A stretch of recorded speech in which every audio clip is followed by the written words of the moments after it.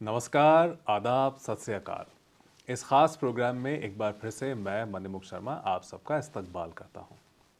पिछले हफ्ते हिंदुस्तान के पेट्रोलियम मिनिस्टर हरदीप सिंह पुरी साहब ने एक पॉडकास्ट में उन्होंने कनाडा और इंडिया के बिगड़ते सिफारती ताल्लुकात पर कुछ उन्होंने कमेंट्स किए। कुछ उससे रिलेटेड पंजाब से मुतालिक भी कुछ उन्होंने स्टेटमेंट्स दिए हैं।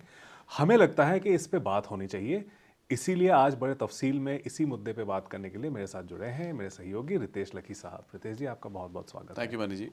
हरदीप पुरी साहब ने एक तो कहा है कि हिंदुस्तान और कनाडा के दरमियान जो ताल्लुकात ख़राब हुए हैं उस पर टिप्पणी देते हुए उन्होंने ये कहा कि पंजाब में ड्रग प्रॉब्लम है, क्राइम का प्रॉब्लम है, बहुत लोग वहाँ से जो आ रहे हैं कनाडा में क्योंकि यहाँ उन सब जो इश्यूज़ हैं उनका रेजिडेंस है कनाडा में। रेजिडेंस वर्ड का उन्होंने इस्तेमाल किया है। दूसरा ये भी कहा है कि जो लोग IELTS देते हैं पंजाब में होड़ लगी पड़ी है लोगों को ऑस्ट्रेलिया या कनाडा आने में। बड़े लो स्किल जॉब्स जो हैं, ट्रक ड्राइवर बनने के लिए लोग आ रहे हैं, कुछ इस तरह से भी उन्होंने कहा है। तो ये लेबर राइट्स का भी एक इशू है या फिर जो एटीट्यूड है लोगों का लेबर की तरफ, कौन सा काम सही होता है, इज्जतदार काम कौन सा होता है, ये बहुत सारी चीज़ें हैं इसके साथ जुड़ी हुई हैं। थोड़ा अगर आप रोशनी डालिएगा तो बहुत अच्छा रहेगा। ਹਰਦੀਪ ਪੁਰੀ ਜੀ ਨੇ ਜਿਹੜੀ ਗੱਲ ਕੀਤੀ ਜਦ ਇਸ ਇੰਟਰਵਿਊ ਦੇ ਜ਼ਿਕਰ ਕਰ ਰਹੇ ਹੋ ਤੇ ਉਹ ਚੀਜ਼ ਬਹੁਤ ਕਈ ਉਹਨਾਂ ਨੇ ਬੜੀ ਡੀਪ ਗੱਲਾਂ ਕੀਤੀਆਂ ਨੇ ਜੋ ਕਿ ਮੈਨੂੰ ਲੱਗਦਾ ਕਿ ਜੇ ਆਪਾਂ ਐਜ਼ ਅ ਟ੍ਰੈਂਡ ਤੇ ਰੁਝਾਨ ਦੇ ਤੌਰ ਤੇ ਉਸ ਨੂੰ ਐਨਾਲਾਈਜ਼ ਕਰੀਏ ਤਾਂ ਇਟ ਇਜ਼ ਅ ਵਰਥਵਾਈਲ ਡਿਸਕਸ਼ਨ। ਹਾਲਾਂਕਿ ਉਹਨਾਂ ਨੇ ਆਪਣੇ ਤਰੀਕੇ ਦੇ ਨਾਲ ਕਹੀ, ਆਪਣੇ ਨੈਰੇਟਿਵ ਦੇ ਹਿਸਾਬ ਨਾਲ ਕਹੀ, ਬਟ ਨੈਵਰਦਲੈਸ ਦੇ ਡਿਮਾਂਡ ਅ ਸਰਟਨ ਡਿਸਕਸ਼ਨ ਤੇ ਬੜੀ ਗੰਭੀਰ ਗੱਲ ਕੀਤੀ ਹੈ ਕਿਉਂਕਿ ਐਸੈਂਸ਼ੀਅਲੀ ਉਹਨਾਂ ਨੇ ਰਿਵਰਸ ਮਾਈਗ੍ਰੇਸ਼ਨ ਦੀ ਗੱਲ ਕੀਤੀ ਹੈ। ਹੀ is talking about reverse migration ਤੇ ਪੰਜਾਬ ਦਾ ਸਪੈਸੀਫਿਕ ਕੰਟੈਕਸਟ ਲੈ ਕੇ ਪੰਜਾਬ ਦੇ ਜੋ ਮੌਜੂਦਾ ਹਾਲਾਤ ਨੇ ਤੇ ਸਾਡੇ ਪੰਜਾਬ ਦੇ ਜਾਂ ਦੇਸ਼ ਦੇ ਵੀ ਫॉर दैट ਮੈਟਰ, ਲੇਕਿਨ ਪੰਜਾਬ ਦੇ ਜ਼ਿਆਦਾ ਨੌਜਵਾਨ ਉਹਨਾਂ ਦੇ ਹਿਸਾਬ ਨਾਲ ਲੋ ਸਕਿੱਲ ਜਿਹੜੇ ਕੰਮ ਕਰਨ ਲਈ ਵਿਦੇਸ਼ ਜਾਣ ਲਈ ਤਿਆਰ ਨੇ। ਇੱਕ IELTS ਦਾ ਟੈਸਟ ਨੂੰ ਉਹਨਾਂ ਨੇ ਆਪਣੇ ਤਰੀਕੇ ਦੇ ਨਾਲ ਕਿਹਾ ਕਿ ਵੀ ਇੰਗਲਿਸ਼ ਲੈਂਗੁਏਜ ਟੈਸਟ ਹੈ ਬੇਸਿਕਲੀ, ਕਿਉਂਕਿ ਤੁਹਾਡੀ ਲੈਂਗੁਏਜ ਪ੍ਰੋਫੀਸ਼ੀਐਂਸੀ ਦੇ ਕੁਝ ਪੈਰਾਮੀਟਰਸ ਨੇ ਜਿਸ ਦੇ ਵਿੱਚ ਤੁਹਾਡੀ ਐਕੈਡਮਿਕ ਕੁਆਲੀਫਿਕੇਸ਼ਨਸ, ਤੁਹਾਡਾ ਇੰਗਲਿਸ਼ ਲੈਂਗੁਏਜ ਬੋਲਣ ਦਾ ਜਿਹੜਾ ਦੀ ਕੈਪੈਸਿਟੀ, ਸਮਰੱਥਾ, ਇਹ ਸਾਰੀਆਂ ਚੀਜ਼ਾਂ ਕੁਝ ਪੈਮਾਨੇ ਹੁੰਦੇ ਨੇ ਜਿਸ ਦੇ ਬੇਸ ਉੱਤੇ ਕੈਨੇਡਾ ਜਾਂ ਕੋਈ ਵੀ ਮੁਲਕ ਤੁਹਾਨੂੰ ਆਪਣੇ ਐਜੂਕੇਸ਼ਨਲ ਇੰਸਟੀਟਿਊਸ਼ਨਸ ਦੇ ਵਿੱਚ ਐਂਟਰੀ ਦਿੰਦਾ ਜਾਂ ਹੋਰ ਗੱਲਾਂ ਬਾਤਾਂ ਹੁੰਦੀਆਂ ਨੇ। ਸੋ ਹਰਦੀਪ ਪੁਰੀ ਜੀ ਦੇ ਜਿਹੜੇ ਕਮੈਂਟਸ ਨੇ ਉਹਨਾਂ ਨੂੰ ਜੇ ਆਪਾਂ ਵਾਰੀ ਇੱਕ ਇੱਕ ਕਰਕੇ ਲਈਏ, ਦੇਖੋ ਜਿਹੜੀ ਤਾਂ ਗੱਲ ਉਹਨਾਂ ਨੇ ਕਹੀ ਹੈ ਕਿ ਸਕਿੱਲ ਦੀ, ਯਾਨੀ ਕਿ ਲੋ ਸਕਿੱਲ ਦੀ ਗੱਲ ਕੀਤੀ ਹੈ ਕਿ ਇਹ ਉਹ ਲੋਕ ਨੇ ਜੋ ਕਿ ਸ਼ਾਇਦ ਇੱਥੇ ਕੁਝ ਨਹੀਂ ਕਰ ਸਕਦੇ ਜਾਂ ਫਿਰ ਜਿਨ੍ਹਾਂ ਦੇ ਜਿਹੜੇ ਸਕਿੱਲਸ ਘੱਟ ਨੇ ਉਹ ਜਾ ਰਹੇ ਨੇ ਵਿਦੇਸ਼, ਤੇ ਵਿਦੇਸ਼ ਦੇ ਵਿੱਚ ਉਹ ਉੱਥੇ ਕੰਮ ਕਰਨ ਲਈ ਮਜਬੂਰ ਨੇ। Is it worth it, number 1। ਸੋ ਇੱਥੇ ਕੁਐਸਚਨ ਬੜਾ ਵੱਡਾ ਖੜਾ ਹੈ ਕਿ ਸਾਡੀ ਜਿਹੜੀ ਸਕਿੱਲ ਡਿਵੈਲਪਮੈਂਟ ਹੈ ਇੰਡੀਆ ਦੇ ਵਿੱਚ ਜਾਂ ਪੰਜਾਬ ਦੇ ਵਿੱਚ ਉਹਦਾ ਕੀ ਲੈਵਲ ਹੈ, ਪਹਿਲਾਂ ਤਾਂ ਇਹ ਆਪਾਂ ਐਨਾਲਾਈਜ਼ ਕਰੀਏ। ਸੈਕੰਡਲੀ, ਕੀ ਡਿਗਨਿਟੀ ਆਫ ਲੇਬਰ ਦਾ ਜਿਹੜਾ ਇੱਕ ਕਨਸੈਪਟ ਹੈ, ਯਾਨੀ ਕਿ ਜਿੰਨਾ ਤੁਸੀਂ ਕੰਮ ਕਰੋਗੇ, ਜੋ ਤੁਹਾਡਾ ਕੰਮ ਹੈ ਉਸ ਨੂੰ ਇੱਕ ਇੱਜ਼ਤ ਦੀ ਨਜ਼ਰ ਦੇ ਨਾਲ ਵੇਖਣਾ, ਕੋਈ ਵੀ ਕੰਮ ਹੋਵੇ। ਉਹਨੇ dignity of labour the concept ਜਿਹੜਾ ਹੈ ਇੱਕ ਐਂ ਲੱਗਦਾ ਵੀ ਮੰਤਰੀ ਸਾਹਿਬ ਦੀ ਇਸ ਬਿਆਨ ਦੇ ਵਿੱਚ ਇੱਕ ਏਲੀਅਨ ਕਨਸੈਪਟ ਹੈ। ਕਿਸ ਚੀਜ਼ ਨੂੰ ਉਹ ਲੋਕ ਕੰਮ ਕਹਿ ਰਹੇ ਨੇ? ਟਰੱਕ ਚਲਾਉਣ ਨੂੰ, ਟੈਕਸੀਆਂ ਚਲਾਉਣ ਨੂੰ, ਜੋ ਕਿ ਅਕਸਰ ਪੰਜਾਬੀ ਆਉਂਦੇ ਨੇ ਇੱਥੇ ਆ ਕੇ, ਕੋਈ ਟਰੱਕ ਚਲਾ ਰਿਹਾ, ਕੋਈ ਗੱਡੀ ਚਲਾ ਰਿਹਾ, ਕੋਈ ਇਹ ਸਮਝਿਆ ਜਾਂਦਾ ਵੀ ਉੱਥੇ ਜਿਹੜੇ ਕੰਮਾਂ ਜਾਂ ਜਿਹੜੇ ਸਕਿੱਲਸ ਲਈ ਉਹ ਪੜ੍ਹਦੇ ਲਿਖਦੇ ਨੇ, ਇੱਥੇ ਆ ਕੇ ਉਹਨਾਂ ਨੂੰ ਕੰਮ ਨਹੀਂ ਮਿਲਦੇ, ਫਿਰ ਉਹਨਾਂ ਨੂੰ ਗੱਡੀਆਂ ਚਲਾਉਣੀਆਂ ਚਾਹੀਦੀਆਂ। ਤੇ ਬਿਲਕੁਲ ਗੱਲ ਠੀਕ ਹੈ, ਲੇਕਿਨ at the same point in time ਕੀ ਉਹ ਲੋ ਸਕਿੱਲ ਜੋ ਕਿ ਸੋ ਕਾਲਡ ਲੋ ਸਕਿੱਲ ਦਾ ਕੰਮ ਹੈ ਕਰਦੇ ਸਮੇਂ ਉਹਨਾਂ ਨੂੰ ਜਿਹੜਾ ਇਹ ਇਨਕਮ ਹੋ ਰਹੀ ਹੈ ਜਾਂ ਜੋ ਵੇਜਿਸ ਮਿਲ ਰਹੇ ਨੇ, ਕੀ ਉਹ ਵੀ ਲੋ ਹੈਗੀਆਂ ਨੇ? ਹੁਣ ਇਸ ਚੀਜ਼ ਦਾ ਜ਼ਿਕਰ ਜੇ ਉਹ ਕਰਦੇ ਤਾਂ ਬਿਹਤਰ ਹੁੰਦਾ। ਤੇ ਦੱਸਿਆ ਜਾਂਦਾ ਕਿ ਇੱਥੇ ਜਾਂ ਕੈਨੇਡਾ ਦੇ ਵਿੱਚ, ਅਮਰੀਕਾ ਦੇ ਵਿੱਚ ਇੱਕ ਟਰੱਕ ਚਲਾਉਣ ਵਾਲਾ ਜਿਹੜਾ ਇੱਕ ਵਰਕਰ ਹੈ, ਟਰੱਕ ਡਰਾਈਵਰ ਹੈ, ਟੈਕਸੀ ਚਲਾਉਣ ਵਾਲਾ ਹੈ, ਮੇਰੇ ਤੁਹਾਡੇ ਨਾਲੋਂ ਜ਼ਿਆਦਾ ਵੇਜਿਸ ਲੈ ਰਿਹਾ ਹੈ। ਹਾਂ, ਬਿਲਕੁਲ ਸਹੀ ਬਾਤ ਹੈ। ਹੁਣ ਇਹ ਵਾਲਾ ਕੰਪੋਨੈਂਟ ਕਿਉਂ ਨਹੀਂ ਦੱਸਿਆ ਜਾਂਦਾ? ਸਿਰਫ ਤੁਸੀਂ ਉਸ ਇੱਕ ਕੰਮ ਨੂੰ, ਕਿਸੇ ਵੀ ਕੰਮ ਨੂੰ ਫॉर दैट ਮੈਟਰ, ਕੀ ਉਸਦੇ ਸਿਰਫ ਆਪਣੇ ਜਿਹੜੇ ਨੋਸ਼ਨਸ ਬਣੇ ਹੋਏ ਨੇ ਜਾਂ ਸਾਡੇ ਮਾਈਂਡ ਦੇ ਵਿੱਚ ਇੱਕ ਜਿਹੜਾ ਇੱਕ ਖਾਜੇ ਜਾਂ ਖਾਨੇ ਬਣਾਏ ਹੋਏ ਨੇ ਆਪਾਂ ਵੀ ਇਹ ਚੰਗਾ ਕੰਮ ਹੈ, ਮਾੜਾ ਕੰਮ ਹੈ, ਇਹਨੂੰ ਲੋਲੀ ਦੇਖੋ ਜੀ, ਇਹਦੇ 'ਚ ਕੋਈ ਸਕਿੱਲ ਇਨਵੋਲਵ ਨਹੀਂ ਹੈ। ਹੁਣ ਇੱਥੇ ਤਾਂ ਗੱਡੀ ਚਲਾਉਣਾ ਸਕਿੱਲ ਹੈ, ਤੁਸੀਂ ਲਾਇਸੈਂਸ ਲੈ ਕੇ ਦਿਖਾਓ ਨਾ। ਇੱਥੇ ਸਾਡੇ ਉੱਥੇ ਤਾਂ ਬਿਨਾਂ ਟਰਾਇਲ ਦਿੱਤੇ ਲਾਇਸੈਂਸ ਬਣ ਜਾਂਦਾ। ਇੱਥੇ ਤੁਸੀਂ 4-4 ਵਾਰ ਲੋਕ ਡਰਾਈਵਿੰਗ ਲਾਇਸੈਂਸ ਫੇਲ ਹੁੰਦਾ। ਇੱਥੇ ਇੱਕ ਚੀਜ਼ ਤੁਹਾਨੂੰ ਕਾਨੂੰਨ ਜਾਂ ਇੱਥੇ ਦੇ ਜਿਹੜੇ ਨਿਯਮ ਨੇ ਇੰਨੀ ਸਖਤੀ ਹੈ, ਇੱਕ ਡਰਾਈਵਿੰਗ ਲਾਇਸੈਂਸ ਹਾਸਲ ਕਰਨਾ ਇੱਕ ਚੈਲੰਜ ਹੋ ਜਾਂਦਾ ਹੈ ਬਹੁਤ ਜ਼ਿਆਦਾ। ਤੁਹਾਡੀ ਇਮੀਗ੍ਰੇਸ਼ਨ ਸੌਖੀ ਹੋ ਜਾਂਦੀ ਹੈ, ਡਰਾਈਵਿੰਗ ਲਾਇਸੈਂਸ ਔਖਾ ਇੱਥੇ। ਠੀਕ ਹੈ ਨਾ? ਮੈਂ ਇਹ ਨਹੀਂ ਕਹਿ ਰਿਹਾ ਕਿ ਡਰਾਈਵਿੰਗ ਕਰਨਾ ਕੋਈ ਹਾਈ ਸਕਿੱਲ ਹੈ, ਲੇਕਿਨ ਇਹ ਕਿ ਤੁਸੀਂ ਕਨਸੈਪਟ ਨੂੰ ਕਿਵੇਂ ਵੇਖ ਰਹੇ ਹੋ, ਡਿਗਨਿਟੀ ਆਫ ਲੇਬਰ ਨੂੰ ਕਿਵੇਂ ਅਸੈਸ ਕਰਦੇ ਹੋ, ਵਰਕ ਫੋਰਸ ਨੂੰ ਕਿਵੇਂ ਅਸੈਸ ਕਰਦੇ ਹੋ।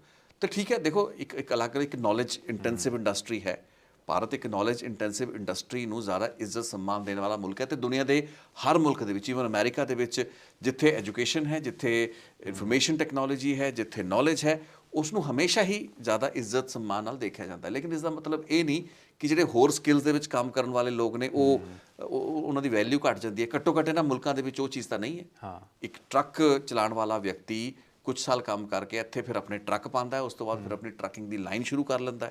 ਯੂ ਨੋ ਉਸ ਕਿਸਮ ਦੇ ਵੀ ਐਗਜ਼ਾਮਪਲ ਰੈਫਰੈਂਸਿਸ ਨੇ, ਸੋ ਉਹਨਾਂ ਨੂੰ ਕਿਉਂ ਨਹੀਂ ਐਗਜ਼ਾਮਪਲ ਦੇ ਕੇ ਕੋਟ ਕੀਤਾ ਜਾਂਦਾ? So is it just one side that you want to show ਕਿ ਜਿਹੜੇ ਇੱਥੇ ਵਰਥਲੈਸ ਲੋਕ ਹੈਗੇ ਨੇ?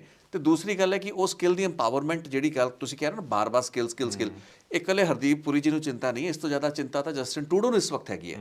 ਅੱਜ ਆਪਾਂ as we speak today, Mark Miller ਨੇ ਕੱਲ ਆਪਣੀ ਨੀਤੀ ਦੇ ਬਾਰੇ ਗੱਲ ਕਰਤੀ ਹੈ, ਕੱਲ ਰਿਪੋਰਟ ਜਾਰੀ ਕੀਤੀ ਗਈ ਹੈ, ਇਮੀਗ੍ਰੇਸ਼ਨ ਦੇ ਨਵੇਂ ਟਾਰਗੇਟ ਜਾਰੀ ਕੀਤੇ ਗਏ ਨੇ।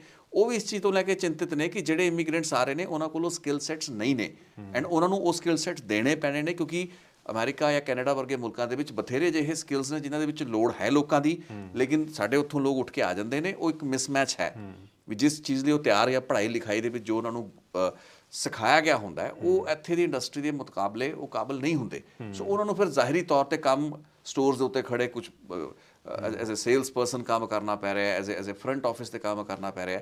ਲੇਕਿਨ ਉਹਨਾਂ ਕੰਮਾਂ ਦੇ ਵਿੱਚ ਵੀ ਤਾਂ ਇੱਕ ਪਰਟੀਕੂਲਰ ਅਮਾਊਂਟ ਜਾਂ ਵੇਜਿਸ ਉਹਨਾਂ ਨੂੰ ਮਿਲ ਹੀ ਰਹੇ ਨੇ ਨਾ।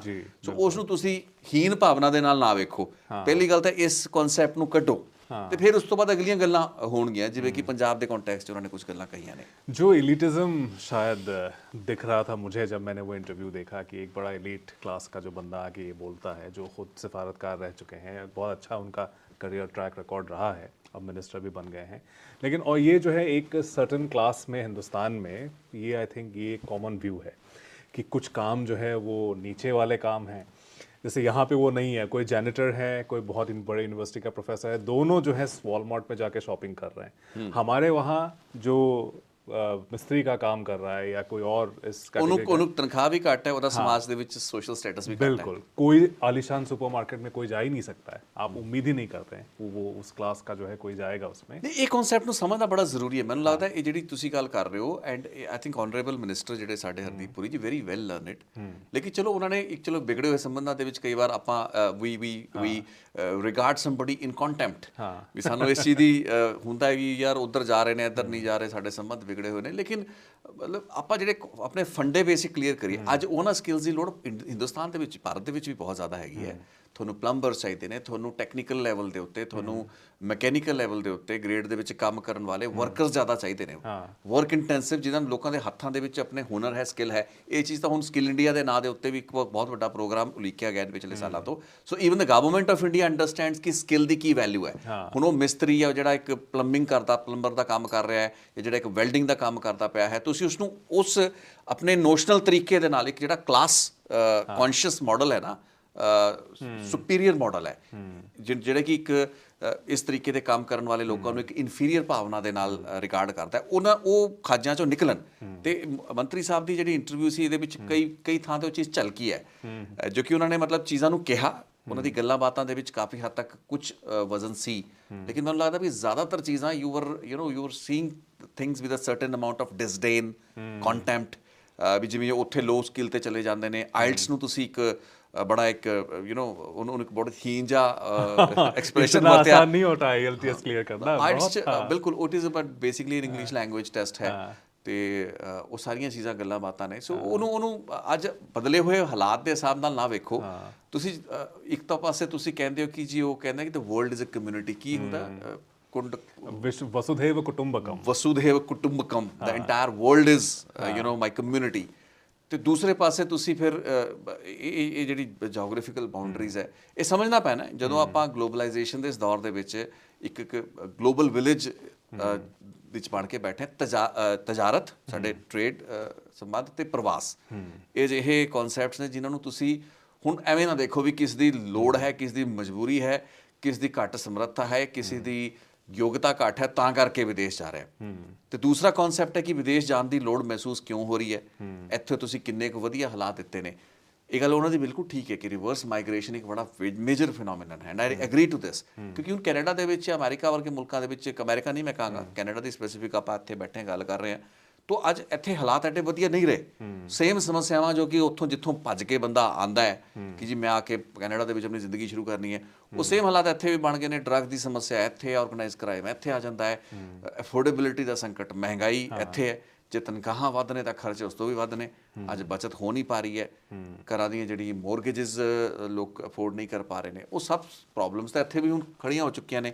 ਸੋ ਰਿਵਰਸ ਮਾਈਗ੍ਰੇਸ਼ਨ ਉਸ ਕਾਰਨ ਹੋਏਗਾ। ਲੇਕਿਨ ਇੱਕ ਜਿਹੜਾ ਬੜਾ ਵੱਡਾ ਫਰਕ, ਜਿਹੜਾ ਕੁਆਲਿਟੇਟਿਵ ਫਰਕ ਹੈ, ਕੁਆਂਟੀਟੇਟਿਵ ਨਾ ਉਸਨੂੰ ਆਪਾਂ ਇਹ ਕੁਆਲਿਟੇਟਿਵ ਫਰਕ ਹੈ, ਉਹ ਹੈ the prevalence of the rule of law and the dispensation of the justice, the administration of the justice. ਇਹ ਮੁਲਕਾਂ ਤੋਂ ਸਿੱਖਣ ਦੀ ਲੋੜ ਹੈ ਉਸ ਵਕਤ, ਬਹੁਤ ਕੁਝ ਕੰਪੇਅਰ ਹੀ ਨਹੀਂ ਕਰ ਸਕਦੇ। ਕਦੇ ਗੱਲ ਕਰਕੇ ਦਿਖਾਣ, ਇਸ ਬਾਰੇ ਇੰਟਰਵਿਊ ਹੋਣ। ਆਈ ਸ਼ੁੱਡ ਬੀ ਵੈਰੀ ਹੈਪੀ ਕਿ ਕਿਵੇਂ ਉੱਥੇ ਦੇ ਇਨਫੋਰਸਮੈਂਟ ਏਜੰਸੀਜ਼ ਕੰਮ ਕਰਦੀਆਂ ਨੇ, ਪੁਲਿਸ ਮਹਿਕਮੇ ਕਿਵੇਂ ਕੰਮ ਕਰਦੇ ਨੇ, ਇੱਥੋਂ ਦੇ ਕਿਵੇਂ ਕੰਮ ਕਰਦੇ ਨੇ। ਚੰਗੀਆਂ ਪ੍ਰੈਕਟਿਸਿਸ ਨੇ, ਜੇ ਉੱਥੇ ਨੇ ਤਾਂ ਉੱਥੋਂ ਸਿੱਖ ਲਈਆਂ ਜਾਣ, ਇੱਥੇ ਨੇ ਤਾਂ ਇੱਥੋਂ ਸਿੱਖ ਲਈਆਂ ਜਾਣ। ਸੋ ਉਹ ਚੀਜ਼ਾਂ ਦੇ ਵਿੱਚ ਇੱਕ ਜਿਹੜਾ ਸਮਾਜ ਦੇ ਵਿੱਚ ਇੱਕ ਵਿਤਕਰਾ ਨਹੀਂ ਹੈ। ਰੇਸ਼ੀਅਲਿਜ਼ਮ ਇੱਥੇ ਵੀ ਹੈ, ਸੀ ਨਸਲਵਾਦ ਇੱਥੇ ਵੀ ਹੈ, ਤੇ ਨਸਲਵਾਦ ਨੂੰ ਇੱਕ ਬਹੁਤ ਵੱਡੀ ਸਮੱਸਿਆ ਮੰਨ ਕੇ ਉਹਦੇ ਖਿਲਾਫ ਇੱਕ ਐਕਸ਼ਨ ਪਲਾਨ ਬਣਿਆ ਹੋਇਆ ਹੈ। ਚੀਜ਼ਾਂ ਨੂੰ ਅੰਡਰਸਟੈਂਡ ਕੀਤਾ ਜਾਂਦਾ ਹੈ, ਅੰਕੜਿਆਂ ਦੇ ਨਾਲ ਉਹਨਾਂ ਨੂੰ ਕੋਡੀਫਾਈ ਕਰਕੇ ਉਹਨਾਂ ਨੂੰ ਹੱਲ ਕਰਨ ਦੀ ਕੋਸ਼ਿਸ਼ ਤਾਂ ਹੋ ਰਹੀ ਹੈ ਨਾ। ਆਪਾਂ ਇਹ ਨਹੀਂ ਕਹਿ ਸਕਦੇ ਵੀ ਕੋਸ਼ਿਸ਼ ਦੇ ਵਿੱਚ ਇਮਾਨਦਾਰੀ ਨਹੀਂ ਹੈ। ਸਮੱਸਿਆਵਾਂ ਇੱਥੇ ਹੈਗੀਆਂ ਨੇ, ਸਮੱਸਿਆਵਾਂ ਜਿੰਨੀਆਂ ਭਾਰਤ ਦੇ ਵਿੱਚ ਸਮੱਸਿਆਵਾਂ, ਉਨੀਆਂ ਕੈਨੇਡਾ ਦੇ ਵਿੱਚ ਸਮੱਸਿਆਵਾਂ ਨੇ ਹੋਣਗੇ। ਸੋ ਉਹ ਰਿਵਰਸ ਮਾਈਗ੍ਰੇਸ਼ਨ ਦੀ ਜਿਹੜੀ ਗੱਲ ਕਰ ਰਹੇ ਨੇ, ਉਹ ਵੀ ਬਿਲਕੁਲ ਠੀਕ ਹੈ। ਤੇ ਕਨਸੈਪਟ ਦੇ ਬਾਰੇ ਇਸ ਵਕਤ ਬੜਾ ਵੱਡਾ ਇੱਕ ਆਰਗੂਮੈਂਟ ਵੀ ਹੈ, ਬੜਾ ਵੱਡੇ डिस्कोर्स भी है, बड़ी बड़ी चर्चा भी है, which is a valid discussion and there he is right. जैसे उन्होंने सिर्फ जिक्र पंजाब का किया, जैसे वो उन्होंने कहा कि ड्रग प्रॉब्लम है पंजाब में, ऑर्गेनाइज क्राइम है, तो जो है वहाँ जा रहे लोग क्योंकि वहाँ पे रेजोनेंस मिल रहा है कैनेडियन सोसाइटी में। तो उन्होंने उसको खालिस्तान मूवमेंट से भी जोड़ने की कोशिश की, उन्होंने बहुत से उसमें रिलेटेड स्टेटमेंट्स भी दिए हैं। लेकिन जो आपको दिख रहा है कि सिर्फ पंजाब का जिक्र हो रहा है, क्या सिर्फ पंजाब में ही हिंदुस्तान में ये ड्रग का प्रॉब्लम है?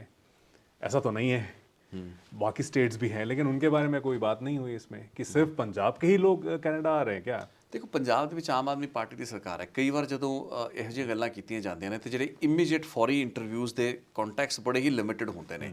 ਸੋ ਕਈ ਵਾਰ ਅੱਜ ਕਹਿੰਦਾ ਨਹੀਂ ਪੰਜਾਬ ਦੇ ਵਿੱਚ ਪ੍ਰੋਬਲਮ ਹੈ ਕਿਉਂਕਿ ਆਮ ਆਦਮੀ ਪਾਰਟੀ ਦੀ ਸਰਕਾਰ ਹੈ, ਲੇਕਿਨ ਪੰਜਾਬ ਦੇ ਵਿੱਚ ਅੱਜ ਤੋਂ ਨਹੀਂ, ਪੰਜਾਬ ਦੇ ਵਿੱਚ ਤਾਂ 30 ਸਾਲ ਤੋਂ ਪ੍ਰੋਬਲਮ ਹੈ। ਆ ਜਿਹੜੀ ਮੌਜੂਦਾ ਸਥਿਤੀਆਂ ਜਿਹੜੀਆਂ ਵਿਗੜਦੀਆਂ ਅੱਜ ਇਸ ਮੁਹਾਰੇ ਤੇ ਆ ਕੇ ਖੜੀਆਂ ਹੋਈਆਂ, ਇਹ ਗਿਰਾਵਟ ਪਿਛਲੇ ਕਈ ਡੈਕੇਡਸ ਦੀ ਗਿਰਾਵਟ ਹੈ। ਤੇ ਉਸ ਤੋਂ ਪਹਿਲਾਂ ਉਸ ਤੋਂ ਵੀ ਵੱਡੀ ਸਮੱਸਿਆ ਸੀ ਜਦੋਂ ਪੰਜਾਬ ਦੇ ਵਿੱਚ ਮਿਲੀਟੈਂਸੀ ਦਾ ਦੌਰ ਆਇਆ, ਖਾੜਕੂਵਾਦ ਆਇਆ, ਵੱਖਵਾਦ, ਅੱਤਵਾਦ, ਟਰਮੋਇਲ ਆਇਆ। ਮਤਲਬ ਬਹੁਤ ਕੁਝ ਪੰਜਾਬ ਨੇ ਤਾਂ ਦੇਖ ਲਿਆ। ਪੰਜਾਬ ਦਾ ਇਤਿਹਾਸ ਜਿੰਨਾ ਪ੍ਰੋਬਲਮੈਟਿਕ, ਟਰਬਲਸਮ, ਬਲੱਡੀ ਰਿਹਾ ਹੈ, ਕਿਹੜੇ ਹੋਰ ਸੂਬੇ ਦੇ ਵਿੱਚ ਇੰਨੀ ਟਰਬਲਸ ਰਹੀਆਂ ਨੇ, ਉਹ ਵੀ ਬਾਰਡਰ ਸਟੇਟ ਹੋਵੇ। ਸੋ ਪੰਜਾਬ ਨੂੰ ਕੰਪੇਅਰ ਕਰਨਾ ਹੈ, ਇਹ ਸਮਝਣਾ ਵੀ ਪੰਜਾਬ ਦੇ ਵਿੱਚ ਪ੍ਰੋਬਲਮ ਹੈ, ਸ਼ਾਇਦ ਹਰਦੀਪ ਪੁਰੀ ਸਾਹਿਬ ਨੂੰ ਨਹੀਂ ਪਤਾ। ਇਸ ਵਕਤ ਭਾਰਤ ਦੀ ਰਿਐਲਿਟੀ ਦੀ ਮੈਂ ਗੱਲ ਕਰਾਂਗਾ। ਪੰਜਾਬ ਦੀ ਤਾਂ ਚਲੋ ਹਰ ਕੋਈ ਜਨਾ ਕਣੇ ਉੱਠ ਕੇ ਕਹਿ ਦਿੰਦਾ ਕਿ ਪੰਜਾਬ ਦੇ ਵਿੱਚ ਡਰੱਗ ਹੈ। ਅੱਜ ਪੰਜਾਬ ਦੇ ਗੁਆਂਢ ਦੇ ਵਿੱਚ ਹਿਮਾਚਲ ਪ੍ਰਦੇਸ਼ ਹੈ, ਤੁਹਾਡੀ ਸਰਕਾਰ ਸੀ, ਭਾਰਤੀ ਜਨਤਾ ਪਾਰਟੀ ਦੀ ਸਰਕਾਰ ਸੀ, ਜਿਹਦੇ ਮੰਤਰੀ ਹੈਗੇ ਨੇ ਪਿਛਲੇ 5 ਸਾਲਾਂ ਦੇ ਵਿੱਚ। ਉਸ ਤੋਂ ਪਹਿਲਾਂ ਕਾਂਗਰਸ ਦੀ ਸੀ, ਹੁਣ ਵੀ ਕਾਂਗਰਸ ਹੈ। ਸੋ ਇਸ ਵਕਤ Himachal Pradesh is flooded with drugs. ਉਹਦੇ ਵਿੱਚ ਹੈਰੋਇਨ, ਚਿੱਟਾ, ਫਲੱਡਡ ਵਿਦ ਡਰੱਗਸ। ਹਰਿਆਣੇ ਦਾ ਜੋ ਹੁਣ ਪੰਜਾਬ ਦੀ ਗੱਲ ਨਹੀਂ ਕਰਾਂਗੇ ਆਪਾਂ, ਹਰਦੀਪ ਸਿੰਘ ਪੁਰੀ ਸਾਹਿਬ ਜਾਂ ਇਹੋ ਜਿਹੇ ਸਾਰੇ ਮਿਨਿਸਟਰਸ ਜਵਾਬ ਦੇਣ ਕਿ ਹਰਿਆਣੇ ਦੇ ਵਿੱਚ ਡਰੱਗਸ ਅੱਜ ਕਿਉਂ ਹੈ। ਤੇ ਜੇ ਇਸ ਚੀਜ਼ ਨੂੰ ਕੋਈ ਕੰਟੈਸਟ ਕਰਦਾ ਕਿ ਹਰਿਆਣੇ ਦੇ ਵਿੱਚ ਨਸ਼ਾ ਨਹੀਂ ਹੈ, ਡਰੱਗਸ ਨਹੀਂ ਹੈ, Haryana is flooded with drugs, ਜਾ ਕੇ ਪਿੰਡਾਂ 'ਚ ਹਾਲਾਤ ਦੇਖ ਲਓ ਤੁਸੀਂ ਉੱਥੇ। ਇਹ ਸਿਰਫ ਦੇਖੋ, ਪੰਜਾਬ ਦੀ ਪ੍ਰੋਬਲਮ ਨੂੰ, ਪੰਜਾਬ ਦੇ ਹਾਲਾਤਾਂ ਨੂੰ ਹਮੇਸ਼ਾ ਇੱਕ ਮੈਗਨੀਫਾਈਂਗ ਲੈਂਸ ਨਾਲ ਵੇਖਿਆ ਜਾਂਦਾ ਹੈ। ਤੇ ਪੰਜਾਬ ਦਾ ਇੱਕ ਨੈਰੇਟਿਵ ਵੱਡਾ ਹੈ, ਹਰ ਪੱਖੋਂ ਹੈ, ਉਹਦਾ ਫਾਇਦਾ ਨੁਕਸਾਨ ਦੋਵੇਂ ਨੇ। ਪੰਜਾਬ ਦਾ ਕੰਜ਼ਿਊਮਰ ਵੀ ਵੱਧ ਸਪੈਂਡਿੰਗ ਕਪੈਸਿਟੀ ਰੱਖਦਾ ਹੈ, ਪੰਜਾਬ ਦੇ ਵਿੱਚ ਇੰਡਸਟਰੀ ਦਾ ਵੀ ਜ਼ਿਆਦਾ ਇੰਟਰਸਟ ਹੈ, ਪੰਜਾਬ ਦੇ ਵਿੱਚ ਹਰ ਲੈਵਲ ਦੇ ਉੱਤੇ ਪੰਜਾਬ ਦੀ ਇੱਕ ਵੈਲਿਊਏਸ਼ਨ ਜ਼ਿਆਦਾ ਹੈ ਹੋਰ ਰਾਜਾਂ ਦੇ ਮੁਕਾਬਲੇ। ਤੇ ਪੰਜਾਬ ਦੀਆਂ ਜੇ ਸਮੱਸਿਆਵਾਂ ਨੇ ਤਾਂ ਇਸ ਦਾ ਮਤਲਬ ਇਹ ਨਹੀਂ ਵੀ ਗੁਆਂਢੀ ਸੂਬਿਆਂ ਦੀ ਸਮੱਸਿਆਵਾਂ ਨਹੀਂ। ਜੰਮੂ ਕਸ਼ਮੀਰ, ਹਿਮਾਚਲ ਪ੍ਰਦੇਸ਼, ਹਰਿਆਣਾ, ਮੈਂ ਹਲੇ ਹੋਰਾਂ ਦੀ ਗੱਲ ਨਹੀਂ ਕਰਾਂਗਾ, ਦਿੱਲੀ ਦੇ ਵਿੱਚ ਤਾਂ ਛੱਡ ਹੀ ਦਿਓ, ਦਿੱਲੀ ਤਾਂ ਹੈ ਹੀ ਹੈ। ਤੇ ਇਹ ਸਟੇਟਸ ਕੀ ਡਰੱਗਸ ਨਾਲ ਡੀਲ ਨਹੀਂ ਕਰ ਰਹੀਆਂ, ਠੀਕ ਹੈ। ਆਰਗੇਨਾਈਜ਼ ਕ੍ਰਾਈਮ ਦੇ ਪੁਆਇੰਟ ਆਫ ਵਿਊ ਨਾਲ ਪੰਜਾਬ ਦੇ ਵਿੱਚ ਥੋੜ੍ਹੀਆਂ ਸਮੱਸਿਆਵਾਂ ਜ਼ਿਆਦਾ ਰਹੀਆਂ ਨੇ, ਲੇਕਿਨ ਅਗੇਨ ਇਹ deterioration over lot of decades have happened.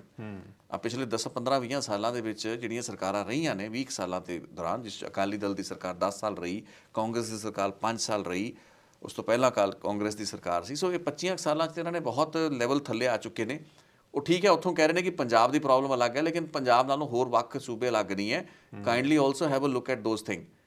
ਉੱਥੇ ਉਹੋ ਜਿਹੀ ਰਾਜਨੀਤੀ ਨਹੀਂ ਹੁੰਦੀ। ਪੰਜਾਬ ਦੀ ਰਾਜਨੀਤੀ ਇੱਕ ਦੂਸਰੇ ਨੂੰ ਲੱਤਾਂ ਜ਼ਿਆਦਾ ਖਿੱਚਣ ਦੀ ਰਾਜਨੀਤੀ ਹੈ। ਆਪਣੇ ਆਪਣੇ ਘਰ ਦੇ ਵਿੱਚ ਜਿਹੜੀਆਂ ਸਮੱਸਿਆਵਾਂ ਪੰਜਾਬ ਦੇ ਵਿੱਚ ਹੈ, ਅਸੀਂ ਉਹਨਾਂ ਵਿਸ਼ਿਆਂ ਦੇ ਉੱਤੇ ਚਰਚਾਵਾਂ ਕਰਨ ਤੋਂ ਗੁਰੇਜ਼ ਨਹੀਂ ਕਰਦੇ ਪੰਜਾਬੀ।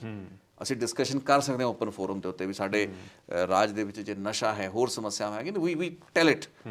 ਤਾਂ ਹੀ ਕਰਕੇ ਕਹਿੰਦੇ ਨੇ ਜੇ ਪੰਜਾਬੀ ਨੂੰ ਬਦਨਾਮ ਜ਼ਿਆਦਾ ਕਰਦੇ ਨੇ ਮੀਡੀਆ ਦੇ ਵਿੱਚ ਪੰਜਾਬ ਹੈ ਨਾ। ਹਰਿਆਣਾ ਦੀ ਚਰਚਾ ਹੀ ਨਹੀਂ ਹੈਗੀ, ਮੀਡੀਆ ਹੀ ਨਹੀਂ ਹੈਗਾ ਹਰਿਆਣੇ 'ਚ। ਹਿਮਾਚਲ 'ਚ ਕਿਹੜੇ ਚੈਨਲ ਨੇ ਦੱਸੋ? ਹਿਮਾਚਲ 'ਚ ਸੋਸ਼ਲ ਮੀਡੀਆ ਦਾ ਕੀ ਲੈਵਲ ਹੈ? ਹਰਿਆਣਾ 'ਚ ਸੋਸ਼ਲ ਮੀਡੀਆ ਦੇ ਚੈਨਲ ਕਿੰਨੇ ਕੁ ਹੈਗੇ ਨੇ? And compare it with Punjab. ਤਾਂ ਕਰਕੇ ਪੰਜਾਬ ਦਿਸਦਾ ਵੀ ਜ਼ਿਆਦਾ ਤੇ ਵਿਵਾਦ ਵੀ ਜ਼ਿਆਦਾ ਦਿਸਦਾ, ਸਭ ਕੁਝ ਜ਼ਿਆਦਾ ਦਿਸਦਾ। ਨਹੀਂ ਤਾਂ ਉਹਨਾਂ ਕੀ ਸੋਸ਼ਲ ਟਰਮੋਇਲ ਹਰਿਆਣੇ ਦੇ ਵਿੱਚ ਵੀ ਹੈ। ਅੱਜ ਉਹਨਾਂ ਦੀ ਜਿਹੜੀਆਂ ਸਮੱਸਿਆਵਾਂ ਹੈਗੀਆਂ ਨੇ ਉਹ ਹੇਠਲੇ ਪੱਧਰ ਤੇ ਹੈਗੀਆਂ, which nobody is able to identify. So it is not that ਕਿ Punjab is a case apart ਤੇ ਪੰਜਾਬ ਦੀ problem is a recent problem. ਇਹਦੇ 'ਚ ਜਿਹੜੇ ਵੀ ਸਮਾਜਿਕ ਇਸ਼ੂਜ਼ ਹੈਗੇ ਨੇ, ਕੁਰੀਤੀਆਂ ਹੈਗੀਆਂ ਨੇ, ਯੂਥ ਦਾ ਜਿਹੜਾ ਸੰਕਟ ਜਿਸ ਕਾਰਨ ਕਿ ਇਹ ਪ੍ਰਵਾਸ ਹੋ ਰਿਹਾ ਹੈ, ਇਮੀਗ੍ਰੇਸ਼ਨ ਲਈ ਯੂਥ ਜਾ ਰਿਹਾ ਹੈ, ਯੂਥ ਦੇ ਸਾਹਮਣੇ ਜਿਹੜੀ ਹੋਪਲੈਸਨੈਸ ਹੈ, ਨੌਕਰੀਆਂ ਨਹੀਂ, ਰੋਜ਼ਗਾਰ ਨਹੀਂ। ਜੇ ਰੋਜ਼ਗਾਰ ਵੀ ਹੈ, ਜਿਹੜੇ ਚੰਗੇ ਖਾਸੇ ਜਿਹੜੇ ਧਨਾੜ ਲੋਕ ਨੇ ਹੁਣ ਉਹ ਬਾਹਰ ਕਿਉਂ ਜਾ ਰਹੇ ਨੇ? ਬਾਕੀ ਸਭ ਤੁਸੀਂ ਛੱਡ ਦਿਓ। ਮੈਂ ਚੀਜ਼ ਤਾਂ ਸਮਝਣਾ ਚਾਹਾਂਗਾ ਨਾ, ਅੱਜ ਭਾਰਤ ਦਾ ਕੋਈ ਮਿਨਿਸਟਰ ਜਾਂ ਪੰਜਾਬ ਦਾ ਕੋਈ ਮੰਤਰੀ ਇਸ ਚੀਜ਼ ਦਾ ਜਵਾਬ ਦੇਵੇ ਵੀ ਜਿਹੜੇ ਧਨਾੜ ਪੋਲੀਟੀਸ਼ੀਅਨ, ਧਨਾੜ ਪੁਲਿਸ ਅਫਸਰ ਜਿਹੜੇ ਰਿਟਾਇਰ ਹੋ ਕੇ ਸਾਰੀ ਉਮਰ ਉਹਨਾਂ ਨੇ ਕਰੋੜਾਂ ਰੁਪਏ ਦੀ ਕਮਾਈ ਕੀਤੀ, ਕਿਵੇਂ ਕੀਤੀ? Let's not get into that. ਅੱਜ ਉਹਨਾਂ ਦਾ ਕਿਉਂ ਪੈਸਾ ਕੈਨੇਡਾ ਦੇ ਵਿੱਚ ਜਾ ਰਿਹਾ? ਕਿਉਂ ਟੋਰਾਂਟੋ, ਬਰੈਂਪਟਨ, ਸਰੀ, ਵੈਨਕੂਵਰ ਇੱਥੇ ਕਿਉਂ ਇਨਵੈਸਟਮੈਂਟਸ ਹੋ ਰਹੀਆਂ ਨੇ? ਉਹਨਾਂ ਦੇ ਬੱਚੇ ਅੱਜ ਕਿਉਂ ਇੱਥੇ ਪੜ੍ਹਦੇ ਪਏ ਨੇ? ਗਿਵ ਮੀ ਅ ਰੀਜ਼ਨ ਨਾ। ਉਹ ਤਾਂ ਚੰਗੇ ਸਮਾਜ ਦਾ ਐਲੀਟ ਜਿਹਨੇ ਇਹ ਗੱਲ ਕਰਦੇ ਵੀ ਕਿ ਲੋ ਸਕਿਲਡ ਨਹੀਂ ਸੀ, ਇੱਕ IAS ਅਫਸਰ, ਇੱਕ IPS ਅਫਸਰ, ਮੈਂ ਤੁਹਾਨੂੰ ਦਿਖਾ ਦਾਂਗਾ ਪੰਜਾਬ ਦੇ ਨਹੀਂ ਭਾਰਤ ਦੇ, ਮੈਂ ਦਿਖਾ ਦਾਂਗਾ ਜਿਹਨਾਂ ਦੇ ਬੱਚੇ ਅੱਜ ਅਮਰੀਕਾ ਤੇ ਕੈਨੇਡਾ ਦੇ ਵਿੱਚ ਕੀ ਸੋਚ ਕੇ ਪੜ੍ਹਦੇ ਪਏ ਨੇ। ਇਹਦਾ ਕੋਈ ਜਵਾਬ ਹੈ? there is no answer to it। ਜੇ ਮਤਲਬ ਉਹ ਤਾਂ these are not the details to be shared, but ਸਾਨੂੰ ਤਾਂ ਪਤਾ ਹੀ ਹੈ ਨਾ। ਆਪਣੇ ਤੁਹਾਡੇ ਬੱਚੇ ਅਮਰੀਕਾ ਦੇ ਵਿੱਚ ਪੜ੍ਹ ਰਹੇ ਹੋਣ, ਆਪਣੇ ਬੱਚੇ ਤੁਹਾਡੇ ਇੰਗਲੈਂਡ ਦੇ ਵਿੱਚ ਪੜ੍ਹ ਰਹੇ ਹੋਣ, ਆਪਣੇ ਬੱਚੇ ਤੁਹਾਡੇ ਆਸਟ੍ਰੇਲੀਆ ਵਿੱਚ ਪੜ੍ਹ ਰਹੇ ਹੋਣ, ਆਪਣੇ ਬੱਚੇ ਕੈਨੇਡਾ ਵਿੱਚ ਪੜ੍ਹ ਰਹੇ ਹੋਣ, ਤੇ ਤੁਸੀਂ ਤੌਮਤ ਕਿਹਨਾਂ ਤੇ ਦਿਓ ਜੀ? ਲੋ ਸਕਿਲ ਬੰਦੇ ਜਾ ਕੇ ਉੱਥੇ ਕੰਮ ਕਰਦੇ ਨੇ, ਟਰੱਕ ਚਲਾਉਂਦੇ ਨੇ, ਟੈਕਸੀਆਂ ਚਲਾਉਂਦੇ ਨੇ। I mean, ਉਹ ਤਾਂ ਚਲੋ ਗੱਲਾਂ ਹੀ ਵੱਖਰੀਆਂ ਨੇ। We need not be so critical, but I think concepts have to be cleared। Fair criticism is okay, but ਜੇ ਆਪਾਂ ਕਿਸੇ ਚੀਜ਼ ਨੂੰ ਹੀਨ ਭਾਵਨਾ ਦੇ ਨਾਲ ਦੇਖ ਕੇ we regard it with the contempt and say ਕਿ ਯਾਰ ਇਹ ਤਾਂ ਅਸੀਂ ਇਹਨਾਂ ਨਾਲੋਂ ਬੈਟਰ ਹਾਂ, ਇਹ ਸੁਪੀਰੀਅਰਿਟੀ ਤੇ ਇਨਫੀਰੀਅਰਿਟੀ ਕੰਪਲੈਕਸ ਦੇ ਵਿੱਚੋਂ ਤਾਂ ਨਿਕਲਣਾ ਪੈਣਾ ਹੀ ਹੈ ਨਾ।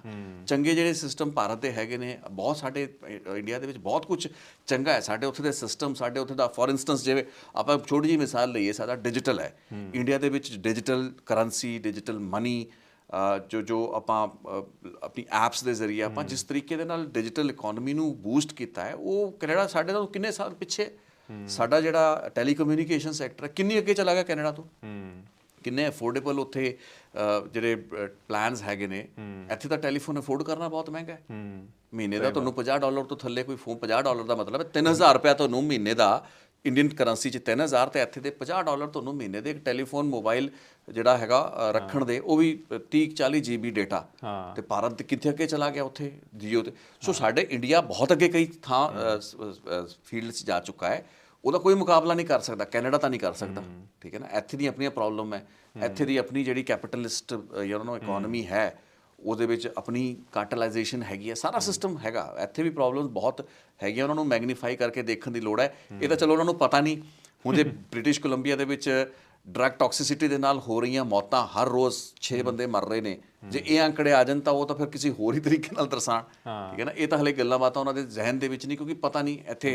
ਇੱਥੇ ਆਓ, ਰਹੋ, ਦੇਖੋ, ਵਿਚਰੋ, ਫਿਰ ਤੁਹਾਨੂੰ ਸਮਝ ਵਿੱਚ ਆਉਂਦਾ ਵੀ ਇੱਥੇ ਦੇ ਪਲਸਿਸ ਕੀ ਨੇ ਤੇ ਮਾਈਨਸਿਸ ਕੀ ਨੇ। ਨਾ ਇੱਥੇ ਬੈਠ ਕੇ ਉੱਥੇ ਦੀ ਗੱਲ ਕਰਨਾ ਤੇ ਉੱਥੇ ਬੈਠ ਕੇ ਇੱਥੇ ਦੀ ਗੱਲ ਕਰਨਾ, ਉਹਦੇ ਵਿੱਚ ਬੜਾ ਫਰਕ ਹੈ। ਐਂਡ ਵੀ ਆਰ ਫੋਰਚੂਨੇਟ ਕਿ ਅਸੀਂ ਉਸ ਸਿਸਟਮ ਦੇ ਵਿੱਚੋਂ ਆਏ ਹਾਂ ਤੇ ਅੱਜ ਇਸ ਸਿਸਟਮ ਦੇ ਵਿੱਚ ਬੈਠ ਕੇ ਚੀਜ਼ਾਂ ਨੂੰ ਐਨਾਲਾਈਜ਼ ਕਰ ਰਹੇ ਹਾਂ, ਕਿਉਂਕਿ ਅਸੀਂ ਇੱਥੋਂ ਦੀ ਬਾਰੇ ਜਾਣਦੇ ਹਾਂ। ਸੋ ਅੱਜ ਅਸੀਂ ਐਵੇਂ ਨਹੀਂ ਹਵਾ ਦੇ ਵਿੱਚ ਬੈਠ ਕੇ ਉੱਥੇ ਗੱਲਾਂ ਕਰ ਰਹੇ ਹਾਂ ਜਾਂ ਇੱਥੇ बैठ के ਉੱਥੇ ਦੀ ਗੱਲਾਂ हवा ਦੇ ਵਿੱਚ कर रहे हैं, because we see the best and the worst of both the worlds. और जैसे ये बात तो बहुत एकदम सही बात है कि डिग्निटी ऑफ लेबर जो यहाँ पर है, वैसा मतलब इमेजिन भी करना इंडिया में बड़ा मुश्किल है। कोई कारपेंटर का काम यहाँ पे कर रहा है, ये हाईली स्किल्ड लेबर माना जाता है यहाँ पर। $45 पर आवर तो स्टार्टिंग ही है। आप $45 an आवर तो बहुत ज़्यादा है देखा जाए तो। इंडिया में कोई भी कारपेंटर इतना तो ज़्यादा एक्सपेक्ट भी नहीं कर सकता। यहाँ पे लोग घर बना देते हैं। प्लम्बर देखो की लै रहे ने, इलेक्ट्रिशियन की लै रहे ने, वो कारपेंटर्स तो कह ही चुके हो जी फ्रेमिंग ले। तो इतना अच्छा जो है एक मिनिमम वेज का कॉन्सेप्ट है, उससे नीचे लोग देते नहीं हैं आपको, उससे ऊपर ही मिलता है आपको। वो सारी चीज़ें बहुत अच्छी चीज़ें हैं जो यहाँ पर हैं। हालांकि उनकी बात ये भी सही है, जैसे आपने भी कहा कि एक माइग्रेशन से इंडिया में भी अपॉर्चुनिटीज़ हैं, बिल्ड हो रही हैं, शायद आपको जो है सब कुछ बेच बाच के जाना ना पड़े, तो वो तो एक अलग मसला हो गया।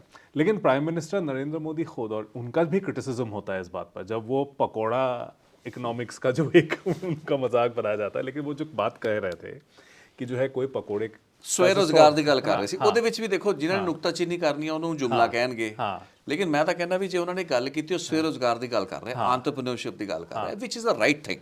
ਇੰਡੀਆ ਵਰਗੀ ਮੇਜਰ ਜਿਹਦਾ ਐਡੀ ਰੋਬਸਟ ਇਕਨੋਮੀ ਹੈ, ਭਵਿੱਖ ਦੇ ਵਿੱਚ ਇੰਡੀਆ ਦਾ ਜਿਹੜਾ ਆਊਟਲੁੱਕ ਹੈ, it's going to be simply amazing. ਉਹਦੇ ਵਿੱਚ more entrepreneurs, more enterprise is the way forward. ਨੌਕਰੀਆਂ ਸਰਕਾਰ ਚ ਕਿਹਨੇ ਦੇਣੀਆਂ and why should even be looking after. ਆਪਾਂ ਪੰਜਾਬ ਦੇ ਵਿੱਚ ਕਈ ਵਾਰ ਡਿਸਕਸ਼ਨ ਕਰੀ ਦੀ ਹੈ, ਟੀਚਰ ਧਰਨੇ ਤੇ ਬੈਠੇ ਨੇ, ਉਹ ਪਿੱਛੇ ਇੱਕ ਟੀਚਰ ਵਿਚਾਰੀ ਨੇ ਸੁਸਾਈਡ ਕਰ ਲਿਆ। ਹੁਣ ਉਹ ਇਹੋ ਜਿਹੇ ਜਦੋਂ ਹਾਲਾਤ ਆਉਂਦੇ ਨੇ ਵੀ ਸਾਨੂੰ ਇੱਕ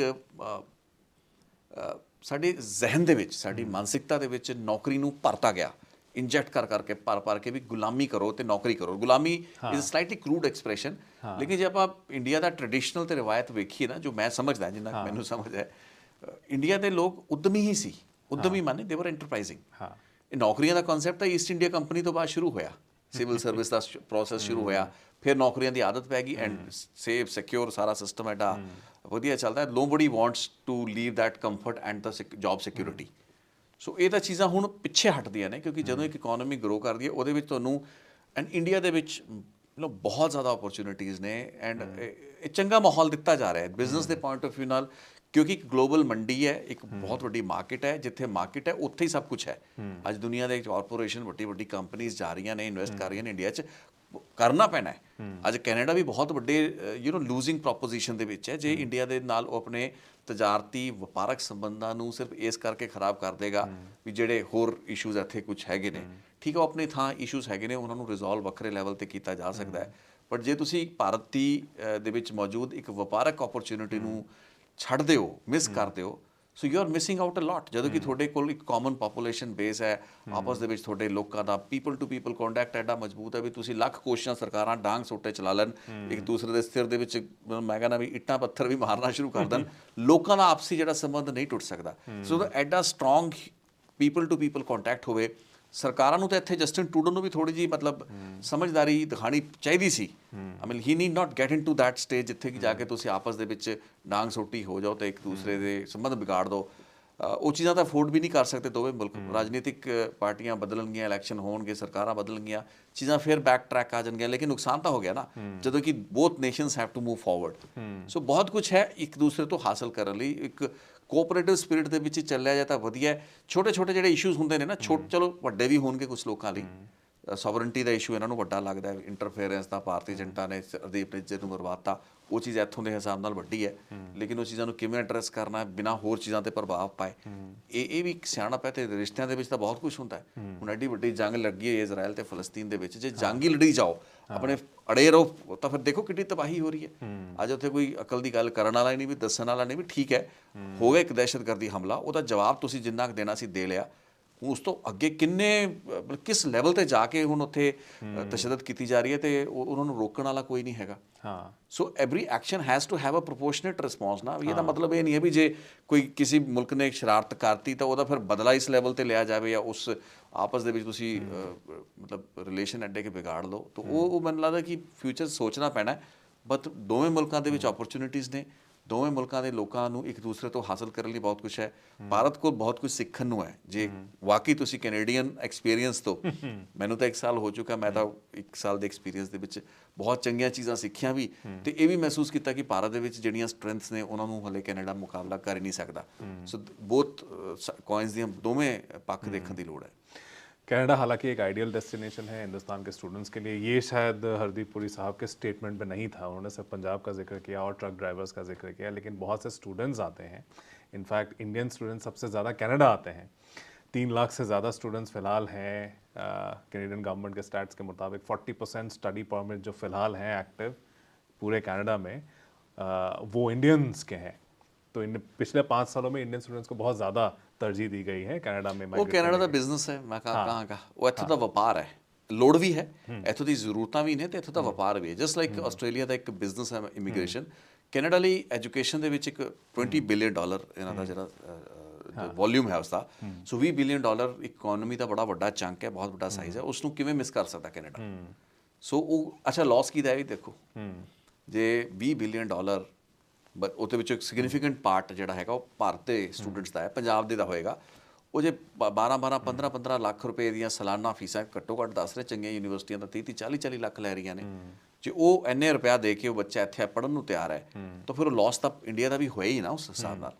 ਤੇ ਉਸ ਦੇ ਲਈ ਇੱਥੋਂ ਦੀ ਇਕੋਨਮੀ ਨੂੰ ਡਰਾਈਵ ਕਰਦਾ, ਇੱਥੇ ਦੇ ਗਰੋਥ ਇੰਜਨਸ ਨੇ। ਸੋ ਕੈਨੇਡਾ ਦੀ ਇਕੋਨਮੀ ਦੇ ਵਿੱਚ ਉਹ ਫਿਊਲ ਇੰਜ ਆਪਾਂ ਇੰਜੈਕਟ ਕਰ ਰਹੇ, ਉਹ ਜਿਹੜਾ ਲਾਸ ਹੋ ਰਿਹਾ ਹੈ ਉਹ ਕੌਣ ਹੈ? ਉਹ ਲੋ ਸਕਿੱਲ ਲੋਕ ਆ ਰਹੇ ਨੇ, ਉਹ ਨੀਵੇਂ ਲੋਕ ਨੇ ਜਿਹੜੇ ਕਿ ਇੱਥੇ ਆ ਕੇ ਪੜ੍ਹਨਾ ਚਾਹ ਰਹੇ ਨੇ ਬੱਚੇ। ਚੰਗੇ ਮਾਈਂਡਸ ਹੀ ਹੈਗੇ ਨੇ ਜਿਹੜੇ ਕਿ ਵਿਚਾਰੇ ਆਪਣੀ ਓਪਰਚੁਨਿਟੀਜ਼ ਲੱਭ ਰਹੇ ਨੇ, ਤੇ ਜੇ ਇਹ ਓਪਰਚੁਨਿਟੀਜ਼ ਇੰਡੀਆ ਵਿੱਚ ਮਿਲ ਜਾਣ ਉਹਨਾਂ ਨੂੰ, ਉੱਥੋਂ ਤੁਸੀਂ ਚੰਗੇ ਹਾਲਾਤ ਦਿਓ ਨਾ, ਫਿਰ ਤਾਂ ਤੁਸੀਂ ਕਹੋ ਕਿ ਕੈਨੇਡਾ ਨਾ ਜਾਓ। ਇੱਥੇ ਤਾਂ ਸਾਡੀਆਂ ਸਰਕਾਰਾਂ, ਪੰਜਾਬ ਸਰਕਾਰ ਦੇ ਤਾਂ ਪਿੱਛੇ ਕਹਿੰਦੇ ਕਿ ਅਸੀਂ ਆਇਲਟ ਸੈਂਟਰ ਵੀ ਖੁਦ ਖੋਲਾਂਗੇ ਜਾਂ ਉਹਨਾਂ ਨੂੰ ਰਿਕੋਗਨੀਸ਼ਨ ਖੁਦ ਦਾਂਗੇ। ਮਤਲਬ ਇਹ ਸਰਕਾਰਾਂ ਰਾਦਰ ਦੈਨ ਕਿ ਤੁਸੀਂ ਉਹ ਜਿਹੜੀ ਪਲਾਇਨ ਜਿਹਨੂੰ ਕਹਿੰਦੇ ਆ ਨਾ ਐਗਜ਼ਿਟਸ ਹੈ, ਬ੍ਰੇਨ ਡਰੇਨ, ਉਹਨੂੰ ਰੋਕਣ ਦੀ ਬਜਾਏ ਇਕੱਲਾ ਲੋ ਸਕਿੱਲ ਦਾ ਡਰੇਨ ਹੀ ਨਹੀਂ ਹੋ ਰਿਹਾ, ਬਲਕਿ ਹਾਈ ਸਕਿੱਲ ਜਿਹੜੇ ਪ੍ਰੋਫੈਸ਼ਨਲ ਨੇ ਉਹ ਵੀ ਛੱਡ ਕੇ ਜਾ ਰਹੇ ਨੇ, ਤਜਰਬੇਕਾਰ ਐਕਸਪੀਰੀਅੰਸਡ ਹਾਈਲੀ ਕੁਆਲੀਫਾਈਡ ਲੋਕ ਛੱਡ ਕੇ ਜਾ ਰਹੇ ਨੇ। ਉਸ ਬ੍ਰੇਨ ਡਰੇਨ ਦੀ ਗੱਲ ਵੀ ਜੇ ਮੰਤਰੀ ਸਾਹਿਬ ਕਰਨ ਤੇ ਪੰਜਾਬ ਦੇ ਵਿੱਚ ਤਾਂ ਤੁਸੀਂ ਆਇਲਟਸ ਨੂੰ ਫੈਸਿਲਿਟੇਟ ਕਰਵਾ ਰਹੇ ਹੋ ਰਾਦਰ ਦੈਨ ਰੋਕਣ ਦੇ ਵੀ। ਯਾਰ ਬੱਚਾ ਪੜ੍ਹਿਆ ਲਿਖਿਆ ਚੰਗਾ ਪ੍ਰੋਸਪੈਕਟਿਵ ਬੱਚਾ ਹੈ, ਚੰਗੇ ਇਸਨੇ 80-90% ਇਹਦੀ ਪਰਸੈਂਟੇਜ ਹੈ, +2 ਤੋਂ ਬਾਅਦ ਇਹ ਕਿਉਂ ਬਾਹਰ ਜਾਵੇ? ਇਹਨੂੰ ਇੱਥੇ ਮੈਂ ਕਿਉਂ ਨਹੀਂ ਜੌਬ ਦੇ ਸਕਦਾ? ਉਹਦੇ ਵੱਲ ਕਿਉਂ ਨਹੀਂ ਫੋਕਸ ਕਰਦੇ? ਉਂਝ ਹੀ ਕਹੀ ਜਾਣਾ ਵੀ ਜੀ ਉੱਥੇ ਮਾੜਾ ਚੰਗਾ, ਇਹ ਤਾਂ ਕੋਈ ਗੱਲਾਂ ਨਹੀਂ ਨਾ ਹੋਈਆਂ।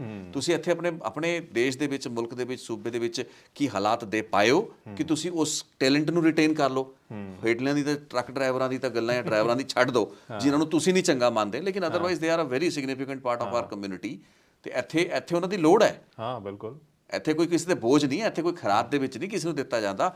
ਅਗਲੇ ਆਪਣੇ ਦਿਨ ਦੇ 14-14 15-15 ਘੰਟੇ ਲਾਉਂਦੇ ਨੇ, ਤਾਂ ਕਰਕੇ ਉਹ ਗਰੋਥ ਕਰ ਪਾਉਂਦੇ ਨੇ। ਤੇ ਲੋਕਾਂ ਨੇ ਤਾਂ ਕਿੱਡਾ ਵੱਡਾ ਮਤਲਬ ਇੱਥੇ ਆਪਣੇ सिस्टम खड़े कितने ने, दूसरों को भी रोजगार दे रहे हैं, ऐसा नहीं है कि आप नहीं कर रहे हैं, बिल्कुल बिल्कुल है ना, बहुत लोगों को सपोर्ट भी कर रहे हैं। और जैसे ये पिछले 5 सालों का जो डेटा है इमिग्रेशन का हिंदुस्तान का, वो देखने से पता चलता है कि बहुत बड़ी तादाद में लोग जो है इंडियन सिटीजनशिप छोड़ रहे हैं। पिछले साल सबसे ज़्यादा था 2022 में इंडियंस ने छोड़ा है इंडियन सिटीजनशिप।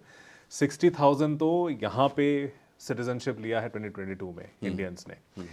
तो यहाँ पे एक बात थी कि डिस्कशन होना चाहिए था कि क्या IELTS TOEFL जैसे एग्ज़ाम्स इंडियंस पे इम्पोज करना चाहिए, बिकॉज यहाँ पे ये कॉन्वर्सेशन हो रहा है कि जो एम्पायर, पुराने एम्पायर या कॉलोनीज थे, यहाँ ऑलरेडी इंग्लिश लैंग्वेज तो मतलब 100 साल से भी ज़्यादा हो गया है, लोग स्कूल्स कॉलेजेस में पढ़ते हैं, उसी सिस्टम में ट्रेंड होते हैं। क्या IELTS जैसा एग्ज़ाम एक इम्पोज करना चाहिए कनाडा जैसे देश को या ऑस्ट्रेलिया को? इस पर बहुत बातें हो रही हैं। जैसे जर्मनी कभी नहीं इम्पोज करता है कि आप जर्मन लैंग्वेज का एग्जाम दीजिए जब आप जाते हैं Indian students. Why should UK do it, why should Canada do it? इस पे बात हो रही है। ਇਹ ਵੀ ਬਿਜ਼ਨਸ ਹੈ। ਹਾਂ ਬਿਜ਼ਨਸ ਹੀ ਹੈ, ਬਿਜ਼ਨਸ ਹੈ। ਤੁਸੀਂ ਉੱਥੇ ਟੈਸਟ ਦੇ ਕੇ ਆਉਂਦੇ 2 ਸਾਲ ਬਾਅਦ ਐਕਸਪਾਇਰ ਹੁੰਦਾ, ਫਿਰ ਕਹਿੰਦੇ ਜੀ ਤੁਸੀਂ IELTS ਦਿਓ ਟੈਸਟ, ਠੀਕ ਹੈ ਨਾ, ਉਹਦੇ ਦੀ 20-25-30 ਹਜ਼ਾਰ ਰੁਪਏ ਫਿਰ ਖਰਚ ਕਰੋ। ਇਹ ਵੀ ਬਿਜ਼ਨਸ ਹੈ। ਇਹਨੂੰ ਹਰ ਚੀਜ਼ ਧੰਦਾ ਹੈ, ਬਿਜ਼ਨਸ ਹੈ, ਮੁਨਾਫਾ ਹੈ, ਠੀਕ ਹੈ ਨਾ। ਉਹ ਕਿਸੇ ਦਾ ਗੇਨ ਹੈ ਤੇ ਕਿਸੇ ਦਾ ਲਾਸ ਹੈ। ਆਪਾਂ ਨੂੰ ਤਾਂ ਸਮਝਣ ਦੀ ਲੋੜ ਹੈ ਕਿ India is losing out, Canada is gaining firm. ਐਵੇਂ ਨਹੀਂ, ਕੈਨੇਡਾ ਐਡਾ ਕੋਈ ਮਤਲਬ ਇਹ ਵੀ ਨਹੀਂ ਬਾਹਾਂ ਖੋਲ ਕੇ ਖੜੇ ਨੇ। ਜੇ ਇਹਨਾਂ ਨੂੰ 4 ਪੈਸਾ ਆ ਰਿਹਾ ਤਾਂ ਹੀ ਇਹ ਖੈਰ ਮਕਦਮ ਕਰਦੇ ਨੇ ਵੱਧ ਚੜ ਕੇ ਇਮੀਗ੍ਰੈਂਟਸ ਦਾ, ਸਟੂਡੈਂਟਸ ਦਾ, ਤੇ ਚੰਗਾ ਟੈਲੈਂਟ ਇੱਥੇ ਆਵੇ। ਬੇਸਿਕਲੀ ਉਹਨਾਂ ਨੇ ਆਪਣੀ ਕਮਿਊਨਿਟੀ ਲਈ, ਆਪਣੀ ਸੋਸਾਇਟੀ ਲਈ ਚੰਗੇ ਹੋਣਹਾਰ ਲੋਕ ਲੱਭਣੇ ਨੇ ਜਿਨ੍ਹਾਂ ਕੋਲ ਹੁਨਰ ਹੈ, ਤੇ ਉਹ ਤੁਹਾਡੇ ਕੋਲੋਂ ਜਾ ਰਹੇ ਨੇ ਤੇ ਆਪਾਂ ਰੋਕ ਨਹੀਂ ਪਾ ਰਹੇ। ਸੋ ਇਹਦੇ 'ਚ ਕੋਈ ਰੌਕਟ ਸਾਇੰਸ ਤਾਂ ਹੈ ਨਹੀਂ ਇਸ ਕਨਸੈਪਟ ਨੂੰ ਸਮਝਣਾ। ਫਿਰ ਆਪਾਂ ਗੱਲਾਂ ਕਿਹਦੀਆਂ ਕਰਦੇ ਪਏ ਹਾਂ? ਆਪਾਂ ਨੂੰ ਸਿਰਫ ਇੱਕ ਪਾਰਟੀ ਨਜ਼ਰ ਆ ਰਹੀ ਜੀ, ਲੋ ਸਕਿਲਡ IELTS ਪਾਸ ਕਰਕੇ ਚਲਾ ਜਾਂਦਾ ਹੈ। ਵੀ ਨਾਟ ਅੰਡਰਸਟੈਂਡਿੰਗ ਕਿ ਇੱਥੇ ਚੰਗੇ ਜਾਣ ਨੂੰ ਤਿਆਰ ਬੈਠੇ ਨੇ ਤੇ ਜਾ ਰਹੇ ਨੇ, ਤੁਸੀਂ नहीं रोक पा रहे हो। बिल्कुल। आखिर में आप हरदीप पुरी साहब या उनकी सोच रखने वाले बाकी लोगों को आप क्या कहना चाहेंगे जो सोचते हैं कि कुछ जॉब्स जो हैं वो नीचे वाले जॉब्स हैं, कुछ जॉब्स हाई एंड जॉब्स हैं, ये जो मेंटालिटी है लोगों में? हरदीप पुरी साहब तो बड़े देखो ਟੈਲੈਂਟਡ ਮਿਨਿਸਟਰ ਨੇ, ਬਹੁਤ ਹੀ ਬ੍ਰਾਈਟ ਬ੍ਰਿਲੀਅੰਟ ਸ਼ਾਰਪ ਮਿਨਿਸਟਰ ਨੇ। ਠੀਕ ਹੈ, ਉਹਨਾਂ ਨੇ ਗੱਲਬਾਤ ਕਰਤੀ, ਆਪਾਂ ਨੂੰ ਉਹਨਾਂ ਦਾ ਕੰਟੈਕਸਟ ਦੇ ਵਿੱਚ ਥੋੜ੍ਹੀ ਜਿਹੀ ਲੱਗੀ ਹੈ ਭਾਵਨਾ, ਤਾਂ ਆਪਾਂ ਇਸ ਨੂੰ ਫਲੈਗ ਵੀ ਕੀਤਾ ਹੈ। Otherwise he is a very well meaning and ਆਪਣੇ ਮੁਲਕ, ਆਪਣੇ ਆਪਣੇ ਦੇਸ਼ ਆਪਣੀ ਸੋਚ ਜਾਂ ਆਪਣੀ ਆਈਡੀਓਲੋਜੀ ਦੇ ਪ੍ਰਤੀ ਬੜੇ ਕਮਿਟਡ ਨੇ ਐਂਡ ਉਸ ਨੂੰ ਬਹੁਤ ਹੀ ਅੱਛੇ ਤਰੀਕੇ ਦੇ ਨਾਲ ਰੱਖਣ ਦੇ ਵਿੱਚ ਉਹਨਾਂ ਦੀ ਕੈਪੈਸਿਟੀ ਹੈ। ਲੇਕਿਨ ਇਹ ਕਿ ਸਾਨੂੰ ਉਸ ਮਾਈਂਡਸੈਟ ਚੋਂ ਨਿਕਲਣਾ ਪੈਣਾ ਤੇ ਡਿਗਨਿਟੀ ਆਫ ਲੇਬਰ ਦੇ ਕਨਸੈਪਟ ਨੂੰ ਸਮਝਣਾ ਪੈਣਾ। ਆਈ ਥਿੰਕ ਇਸ ਪ੍ਰੋਗਰਾਮ ਦਾ ਇੱਕ ਟੇਕ ਅਵੇ ਇਹ ਹੈ ਕਿ ਸਾਰੇ ਕੰਮ ਬਰਾਬਰ ਨੇ ਤੇ ਉਹਨਾਂ ਲਈ ਬਰਾਬਰ ਦੀ ਹੀ ਕੰਪਨਸੇਸ਼ਨ ਦਿੱਤੀ ਜਾਂਦੀ ਹੈ ਇਹਨਾਂ ਮੁਲਕਾਂ ਦੇ ਵਿੱਚ, ਜਿੱਥੇ ਕਿ ਇੱਕ ਪਲੰਬਰ ਨੂੰ, ਇੱਕ ਟੈਕਸੀ ਆਪਰੇਟਰ ਨੂੰ, ਇੱਕ ਟਰੱਕ ਡਰਾਈਵਰ ਨੂੰ, ਇੱਕ ਕਾਰਪੈਂਟਰ ਨੂੰ ਉਹਨਾਂ ਦੇ ਸਕਿੱਲ ਦੇ ਹਿਸਾਬ ਨਾਲ ਰੀਮਿਨੋਰੇਟ ਕੀਤਾ ਜਾਂਦਾ ਹੈ। ਤੇ ਇਸ ਚੀਜ਼ ਨੂੰ ਸਮਝਣਾ ਭਾਰਤ ਲਈ ਬੜਾ ਜ਼ਰੂਰੀ ਹੈ, ਜਿੱਥੇ ਕਲਾਸ ਵਰਗਾਂ ਦੇ ਹਿਸਾਬ ਨਾਲ, ਉਹਨਾਂ ਦੇ ਪ੍ਰੋਫੈਸ਼ਨ ਦੇ ਹਿਸਾਬ ਨਾਲ ਅਸੀਂ ਇੱਕ ਕਾਸਟ ਸਿਸਟਮ ਵੀ ਡਿਵੈਲਪ ਕੀਤਾ। ਇੱਕ ਕਾਸਟ ਸਿਸਟਮ, ਆਪਾਂ ਉਹਦੀ ਹਿਸਟਰੀ ਤੁਸੀਂ ਜ਼ਿਆਦਾ ਜਾਣਦੇ ਹੋ ਮੇਰੇ ਨਾਲੋਂ, as being a student of history and instructor of history. ਤੇ ਉਹ ਕਾਸਟ ਸਿਸਟਮ, ਕਲਾਸ ਸਿਸਟਮ ਜਿਹੜੇ ਸੀਗੇ ਉਹਨਾਂ ਚੋਂ ਤਾਂ ਨਿਕਲਣ ਦਾ ਸਮਾਂ ਆ ਚੁੱਕਾ ਹੈ ਹੁਣ। ਆਈ ਥਿੰਕ ਹੁਣ ਇਹ ਚੀਜ਼ਾਂ ਜ਼ਿਆਦਾ ਹੁਣ ਇੰਡੀਆ ਦੇ ਵਿੱਚ ਵੀ ਮੈਟਰ ਨਹੀਂ ਕਰਨਗੀਆਂ ਆਉਣ ਵਾਲੇ ਸਮੇਂ ਦੇ ਵਿੱਚ। ਠੀਕ ਹੈ, ਪੋਲੀਟੀਕਲ ਲੀਡਰਾਂ ਨੂੰ ਲੋੜ ਹੁੰਦੀ ਹੈ ਕਾਸਟ ਬੇਸ, ਅੱਜ ਸੈਂਸਸ ਵੀ ਕਰਾਏ ਜਾ ਰਹੇ ਨੇ, ਸਰਵੇ ਵੀ ਕੁਝ ਪਾਰਟੀਆਂ, ਕਾਂਗਰਸ ਨੇ ਡਿਮਾਂਡ ਕੀਤੀ ਹੈ, ਕੁਝ ਪਾਰਟੀਆਂ ਨੇ ਡਿਮਾਂਡ ਕੀਤੀ ਹੈ। ਉਹ ਇੱਕ ਵੱਖਰਾ ਇਸ਼ੂ ਹੈ, ਉਹ ਪੋਲੀਟਿਕਸ ਰਿਮੇਨਸ ਡਿਫਰੈਂਟ। ਬਟ ਜਿੱਥੇ ਇਕੋਨੋਮੀ, ਤਜਾਰਤ, ਟ੍ਰੇਡ, ਵਪਾਰ ਦੀ ਗੱਲ ਆ ਜਾਏ, ਉੱਥੇ ਚੀਜ਼ਾਂ ਬੇਮਾਨਾ ਹੁੰਦੀਆਂ ਨੇ। ਉੱਥੇ ਅਲਟੀਮੇਟਲੀ ਫਾਈਨਲੀ ਤੁਹਾਡਾ ਸਕਿੱਲ ਮੈਟਰ ਕਰਦਾ ਹੈ। ਇਕੋਨੋਮੀ ਨੂੰ ਅੱਗੇ ਡਰਾਈਵ ਕਰਨ ਲਈ ਉਹੀ ਚੀਜ਼ਾਂ ਚਾਹੀਦੀਆਂ ਨੇ, ਤੁਸੀਂ ਵੀ ਫੋਕਸ ਉੱਧਰ ਹੀ ਕਰੋ। ਮੈਨੂੰ ਲੱਗਦਾ ਇਹ ਚੀਜ਼ਾਂ ਚੋਂ ਨਿਕਲੋ, ਡਿਗਨਿਟੀ ਆਫ ਲੇਬਰ ਨੂੰ ਸਮਝੋ, ਉਸ ਕਨਸੈਪਟ ਨੂੰ। I think we as Indians we need to understand the concept of dignity of labor। ਕਿਸੇ ਵੀ ਕੰਮ ਨੂੰ ਮਾੜਾ ਚੰਗਾ ਕਹਿਣ ਤੋਂ ਪਹਿਲਾਂ ਉਹਦੇ ਬਾਰੇ ਸੋਚੋ। ਈਵਨ ਵਿਅਕਤੀਗਤ ਤੌਰ ਤੇ ਮੈਂ ਮਹਿਸੂਸ ਕਰਦਾ ਵੀ ਹਜੇ ਵੀ ਮੈਂ ਉਨਾ ਪਰਿਪੱਕਵ ਨਹੀਂ ਹੈ, ਆਈ ਐਮ ਨਾਟ ਮੈਚੁਰ ਇਨਫ ਕਿ ਜੇ ਮੈਨੂੰ ਕੋਈ ਵੀ ਕੰਮ ਕਹਿਤਾ ਜਾਵੇ ਯਾਰ ਆਹ ਕੰਮ ਕਰ ਲਓ, ਤਾਂ ਸ਼ਾਇਦ ਮੇਰੇ ਮਨ ਦੇ ਵਿੱਚ ਵੀ ਕੁਝ ਚੀਜ਼ਾਂ ਆਉਣਗੀਆਂ, ਕਿਉਂਕਿ ਟ੍ਰੈਡੀਸ਼ਨਲੀ ਸਾਡੀ ਗਰੂਮਿੰਗ ਇਸ ਤਰੀਕੇ ਦੇ ਨਾਲ ਹੋਈ ਹੈ। ਸਾਡੇ ਆਸ-ਪਾਸ ਦਾ ਆਲਾ ਦੁਆਲਾ ਪਰਿਵਾਰ ਕੀ ਕਹਿੰਦਾ, ਯਾਰ ਦੋਸਤ ਕੀ ਕਹਿੰਦੇ ਨੇ, ਤੂੰ ਆਹ ਕੰਮ ਕਰਦਾ ਪਿਆ। चपरासी एक गाली है हमारे वहाँ पर, जबकि एक प्रोफेशन है भाई, लोग काम करते हैं, तनख्वाहें मिलती हैं लोगों को। ਕੰਮ ਨੂੰ ਡਿਗਨਿਟੀ ਆਫ ਲੇਬਰ ਤਾਂ ਬਹੁਤ ਇੱਕ ਵਿਲੱਖਣ ਕਨਸੈਪਟ, ਉਹਨੂੰ ਸਮਝਣਾ ਬੜਾ ਜ਼ਰੂਰੀ ਹੈ। ਤੇ ਇੱਥੇ ਉਹ ਚੀਜ਼ ਸਮਝਣ ਨੂੰ ਮਿਲਦੀ ਹੈ, ਤੁਹਾਨੂੰ ਸਮਝਣ ਦੇ ਵਿੱਚ ਇਸ ਵਾਸਤੇ ਮਿਲਦੀ ਹੈ ਕਿਉਂਕਿ ਜਦੋਂ ਤੁਸੀਂ ਕਿਸੇ ਵੀ ਵਿਅਕਤੀ ਨੂੰ ਆਪਣੇ ਬਰਾਬਰ ਤਨਖਾਹ ਲੈਂਦਾ ਹੋਇਆ ਵੇਖਦੇ ਹੋ, ਤੁਹਾਨੂੰ ਲੱਗਦਾ ਵੀ ਯਾਰ ਮੇਰੇ ਵਾਈਟ ਕਾਲਰ, ਹਾਲਾਂਕਿ I am not having a white collar, ਮੇਰੇ ਇਸ ਵਾਈਟ ਕਾਲਰ ਦੀ ਕੋਈ ਇੰਨੀ ਵੈਲਿਊ ਨਹੀਂ ਹੈ ਜੋ ਕਿ ਇਸ ਵਰਕ ਫੋਰਸ ਦੇ ਵਿੱਚ ਕੰਮ ਕਰਨ ਵਾਲੇ ਇੱਕ ਲੇਬਰਰ ਦੀ ਜਾਂ ਵਰਕਰ ਦੀ ਹੈ। ਸੋ ਜਦੋਂ ਅਸੀਂ ਐਟ ਪਾਰ ਹੈ, ਆਲਮੋਸਟ ਐਟ ਪਾਰ ਹਾਂ, ਤਾਂ ਫਿਰ ਲੱਗਦਾ ਕਿ ਨਹੀਂ, ਉਸ ਕੰਮ ਦੇ ਵਿੱਚ ਵੀ ਉੱਡੀ ਹੀ ਡਿਗਨਿਟੀ ਹੈ। And at the end of that ਤੁਹਾਡਾ ਜਿਹੜਾ ਲਾਈਫ ਸਟਾਈਲ, ਤੁਹਾਡਾ ਸਟੈਂਡਰਡ ਆਫ ਲਿਵਿੰਗ, ਤੁਸੀਂ ਕਿੰਨਾ ਕੁ ਆਪਣੇ ਫੈਮਿਲੀ ਨੂੰ ਸਸਟੇਨ ਕਰ ਸਕਦੇ ਹੋ, ਤੁਸੀਂ ਕਿਵੇਂ ਆਪਣਾ ਬੱਚਿਆਂ ਨੂੰ ਚੰਗਾ ਪੜ੍ਹਾ ਸਕਦੇ ਹੋ, ਉਹਨਾਂ ਨੂੰ ਚੰਗੀ ਐਜੂਕੇਸ਼ਨ ਦੇ ਸਕਦੇ ਹੋ, ਖੁਦ ਚੰਗਾ ਖਾ ਸਕਦੇ ਹੋ, ਖੁਰਾਕ ਰੱਖ ਸਕਦੇ ਹੋ, ਘੁੰਮ ਫਿਰ ਸਕਦੇ ਹੋ, ਜ਼ਿੰਦਗੀ ਨੂੰ ਇੰਜੋਏ ਕਰ ਸਕਦੇ ਹੋ, ਇਹ ਪੈਮਾਨੇ ਹੈਗੇ ਨੇ ਨਾ ਫਾਈਨਲੀ। ਤੁਸੀਂ ਸਿਰਫ ਇਹ ਸੋਚੀ ਜਾਓ ਜੀ ਕਿ ਮੈਂ ਤਾਂ ਬਲੂ ਕਾਲਰਡ ਹੈ ਤੇ ਉਹ ਇੱਕ ਕਾਰਪੈਂਟਰ ਹੈ ਤੇ ਮੈਂ ਉਹਦੇ ਨਾਲੋਂ ਉੱਤੇ ਹਾਂ, ਇਸੇ ਮੁਗਾਲਤੇ ਦੇ ਵਿੱਚ ਸਾਰੀ ਉਮਰ ਕੱਢ ਦਿੰਦੇ ਹੋ। ਐਂਡ ਉਹ ਦੋ ਕਲਾਸ ਜਿਹੜੇ ਆਪਣੇ ਨੋਸ਼ਨਸ ਬਣੀਆਂ ਹੋਏ ਨੇ, ਉਹਨਾਂ ਨੂੰ ਸਾਰੀ ਉਮਰ ਲੈ ਕੇ ਜਿਉਂਦੇ ਹੋ, ਫਿਰ ਮਰ ਜਾਂਦੇ ਹੋ ਤੇ ਅੱਗੇ ਆਪਣੀ ਅਗਲੀ जनरेशन ਨੂੰ ਵੀ ਉਹ ਕੁਝ ਦੇ ਜਾਂਦੇ हो। जी, और मुझे लगता है आखिर में कि हरदीप पुरी साहब प्रधानमंत्री नरेंद्र मोदी की बात नहीं सुन रहे हैं या उनके नक्शे कदम पे चल नहीं रहे हैं। उन्होंने बोला था कि भाई पकौड़ा स्टॉल भी अगर कोई कर रहा है वो भी सही बात है, रोज़गार तो मिल रहा है, लेकिन उन्होंने जो है ये एक ट्रक ड्राइवर को थोड़ा सा नीचे निगाहों से देख के जो उन्होंने ओपनली बोल दिया। चलो ਉਹਨਾਂ ਦਾ ਆਬਜ਼ਰਵੇਸ਼ਨ ਹੈ, ਮੈਂ ਵੀ ਕਹਿ ਰਿਹਾ ਨਾ ਕਿ ਉਹ ਤਾਂ ਸਮਾਂ लगेगा, it will take time, you know. बिल्कुल। आज की इस चर्चा में जुड़ने के लिए आपका बहुत शुक्रिया रितेश जी। आप सबका भी बहुत शुक्रिया अपना कीमती वक्त हमें देने के लिए।